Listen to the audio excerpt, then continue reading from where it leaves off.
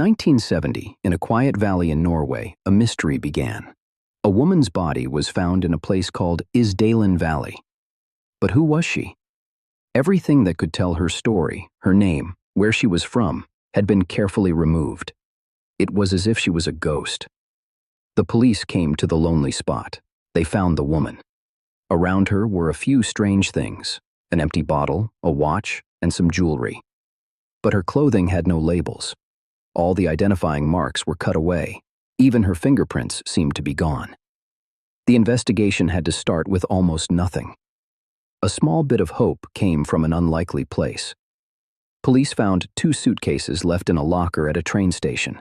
They thought the suitcases might belong to the mystery woman. Inside, they hoped to find a name or a clue.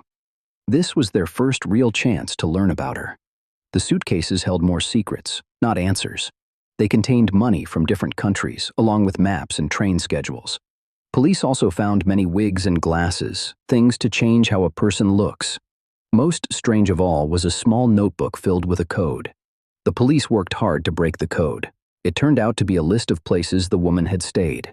They learned she had used at least 9 different names at hotels all over Norway. She told people she was a seller of old things, but each name was fake. The investigation grew larger. This woman had not just been in Norway. Her travels took her all over Europe. She spoke many languages. People who met her said she was smart and careful. She moved from city to city, always changing her name and her look, a master of secrets. This was during a time of deep mistrust between countries, called the Cold War. Was she a spy? Her skills, the codes, the fake names, all pointed to it. The police in Norway thought about this, but no country ever said she was one of theirs. Her secret life stayed a secret. After a long investigation, the police had to give up. They could not find her real name. They gave her a name for their records, the Isdal Woman. They said she had taken her own life, but many people who studied the case felt unsure. The mystery was far from over. Many years later, new tools gave new hope.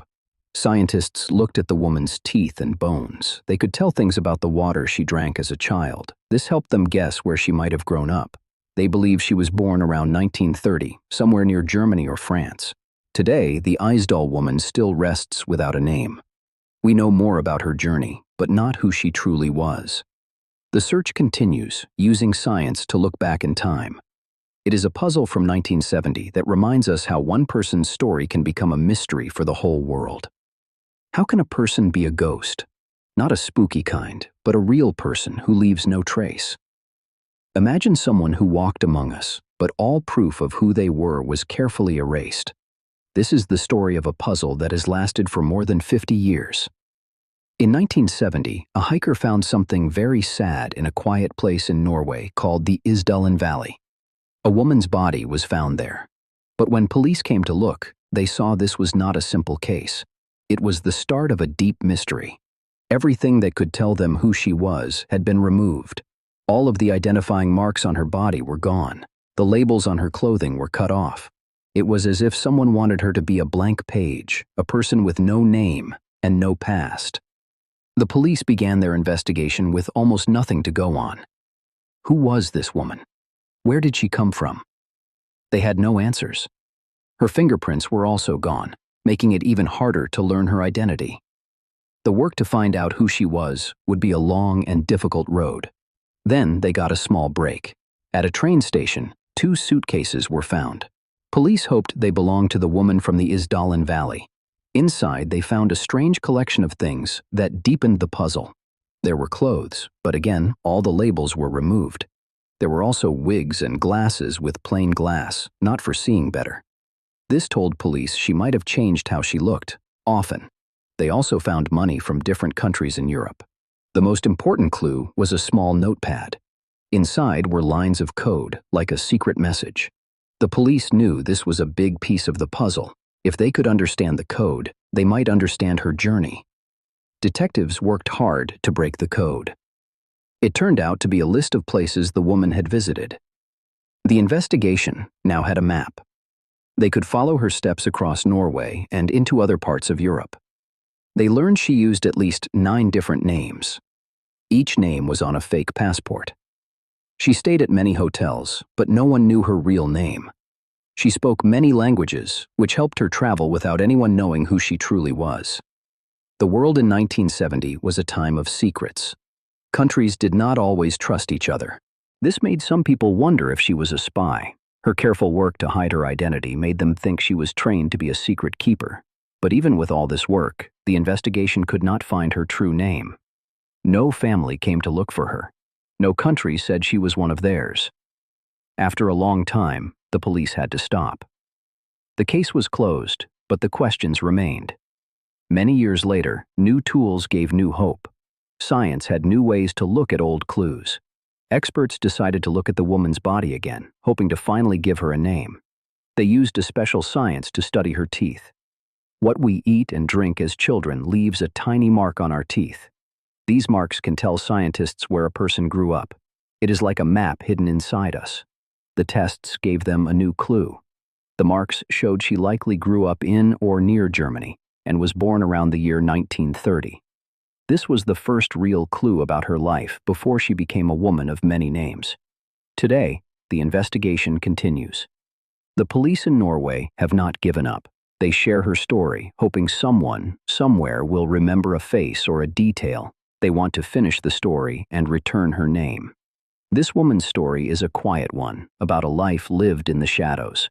It reminds us that every person has a story and a name. And the search for justice, no matter how long it takes, is a promise to remember.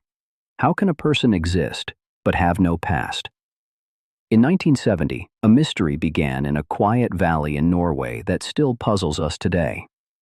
It is the story of a woman who was found, but who seemed to come from nowhere.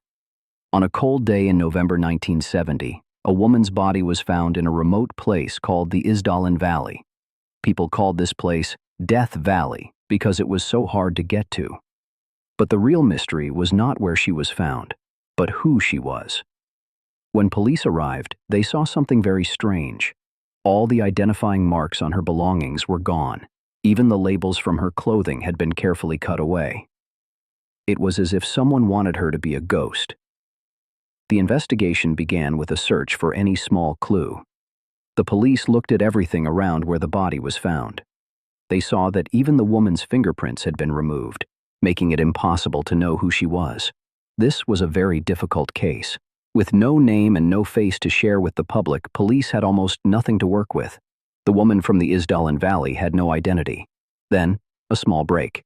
Police found 2 suitcases left behind at a train station in the city of Bergen. They hoped these bags would hold the answers they were looking for.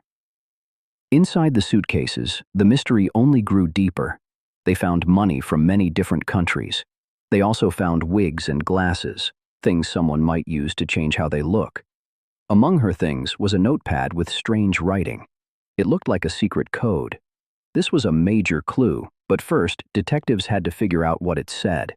The police worked hard to break the code. After careful study, they realized it was not a secret message. It was a list of all the places the woman had been, with dates. The decoded list showed she had traveled all over Europe. She went to many cities in many countries, but she never used the same name twice. The investigation uncovered at least 9 different fake names she used to check into hotels. Each name came with a different passport. She was an expert at hiding. Police talked to people who saw her. Hotel workers remembered a well-dressed woman who spoke many languages, but no one knew her real name or where she was from. For many years, the case went cold. The woman was given a funeral, but her grave marker was blank. The mystery of the Isdal woman remained unsolved. Decades later, new tools gave investigators new hope.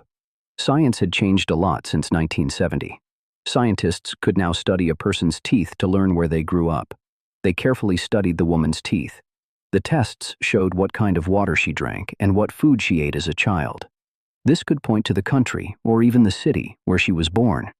The results suggested she might have grown up near the border between France and Germany. This was a big step forward, but it was still not a name. The search continues to this day. Investigators, scientists, and curious people around the world still work to give this woman her name back. The story of the Isdal woman reminds us that every person has a story, even if it is one they tried very hard to erase.